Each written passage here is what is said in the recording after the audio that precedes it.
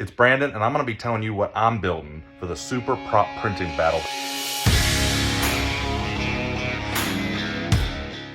So hey guys, I am super excited to get started on this super printing battle and show my brother that I'm the best super printing bro, of course. I wanna introduce you guys to Clank. One of the first things I built, I started printing him on my first printer, my Ender 3 Pro, and the legs and the arms were just too big, so I ended up buying an Ender 5 Plus and finishing him on that. I printed him from a model from Chaos Cortec, and then his eyes and his bulb up here are actually resin printed.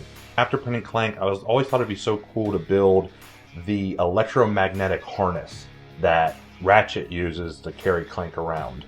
So for my prop, I am going to build Ratchet's harness. Let's get started. So I have my gate electromagnetic and doing something that slips over top kind of like that onto here. And then the idea being that this will go on, actually overlap this and then lift him up by this piece here. First try here, that's so close. It just needs to be a bit taller.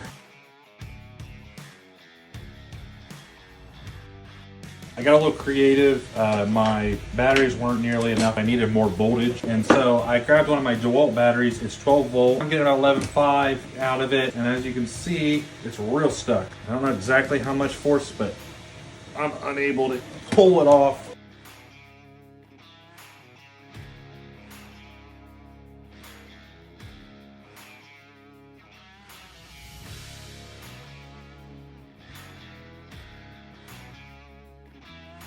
I got my last and final pieces made here.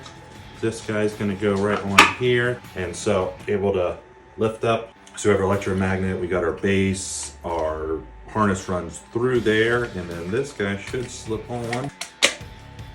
Awesome. And then this will slip on like that. Pulls away a little bit. The magnet's gonna keep it nice and tight once we have that electromagnet going. And it's really got to be flush up against the metal to get that good adhesion.